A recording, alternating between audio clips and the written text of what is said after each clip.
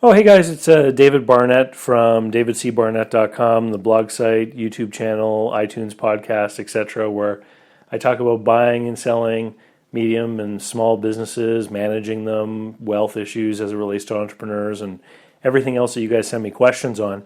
This week, I've got something a little bit different. I'm actually on vacation. I'm making this recording from a hotel room in Munich, Germany, in southern Germany. And it's pretty exciting. I've been on vacation now for about a week, and the whole thing kicked off a week ago when I flew to Newfoundland to do my Buy a Successful Business This Year workshop. And then I continued on that night on a flight over to London, and was lucky enough to visit London and made a brief stop in Belgium after crossing off one of my personal bucket list items in life, which was to go through the Channel Tunnel on the Eurostar at high speeds and all that kind of fun stuff. Never told you guys, but I am a little bit of a closet train person. Anyway, so we've been lucky enough to visit London, Belgium. I'm traveling with my girlfriend, Natalie, who's here in the room with me now. Say hi, Natalie. Hi. Yeah, Natalie's here too. And so we stayed with one of her friends in a small little German town near the Rhine, and had some touring, and I've seen a whole bunch of really cool things. And I've also got a few observations about some of the differences between North America and Europe that I wanted to talk with you guys about a little bit. Firstly, though, the workshop in St. John's, Newfoundland, was really great. We had a room full of people. It was well attended, and lots of great listener feedback. And I was fortunate enough to remember to bring my lapel mic with me, and I actually recorded the whole thing. So it's about a 3-hour recording, and I'm not sure if I'm going to be releasing it as a product that people can download or not, but given that it is halfway through 2017, it is that time of the year when I start to plan out my group coaching programs and things for the following year. So I've been doing some work on this trip on my Buy a Business in 2018 program, and I'm pretty sure I'm going to make the St. John's recording one of the bonus items that people get when they register for that program. And the details for the Buy a Business in 2018 program are just being finalized right now. I'm just working on that actually as we travel. I'm putting thought into it. But it's basically going to be a group program with meetings a couple times a month through 2018, with the goal being that members of the program actually take action and buy a business in 2018. So I'm putting all those details together. The recording from Newfoundland is going to be one of the bonuses for that. While I've been traveling here in Europe, though, it's been very interesting because we've been visiting restaurants, and I've been talking with some of my European friends and some of the people that have been hosting us on the trip. And what's fascinating, and this is one of the differences between Europe and Canada and the US, is that everyone is telling us in restaurants not to leave a big tip.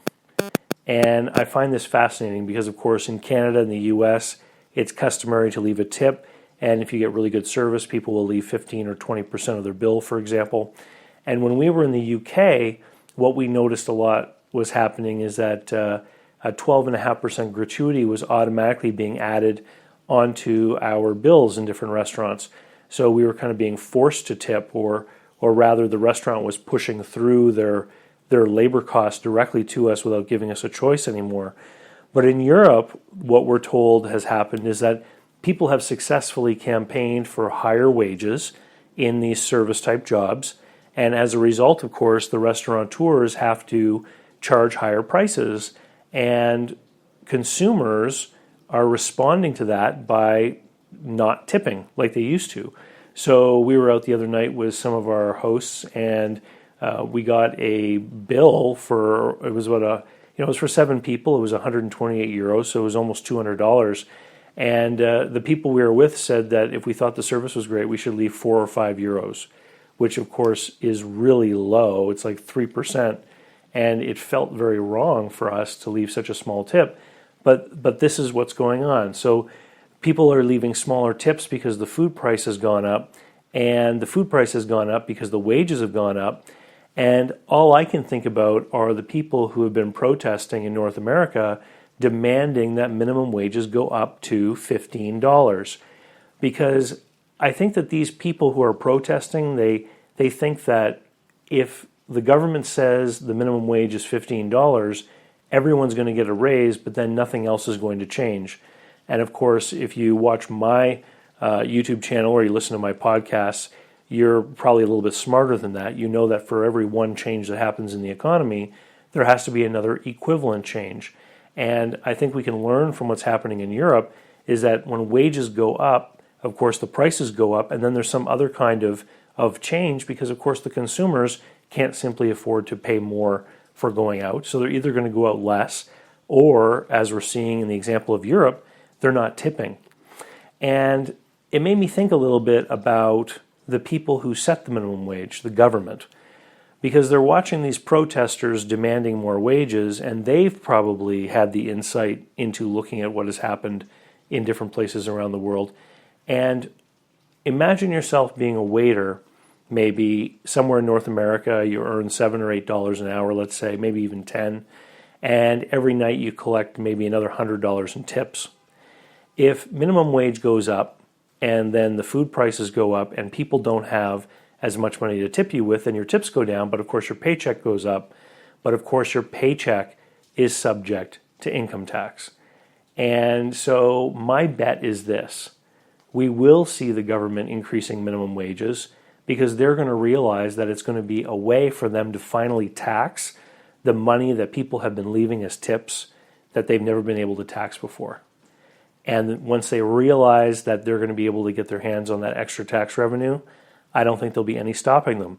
One state or province is going to move ahead with the increase, and the rest of them are just going to start following suit.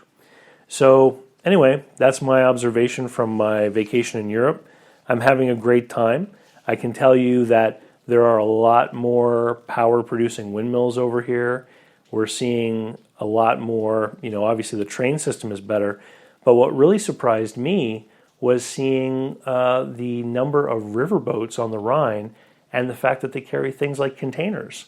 And I don't think I've seen much in the way of container traffic on rivers in North America, but I haven't really spent much time in places like hanging around the Mississippi, so maybe that's the case down there.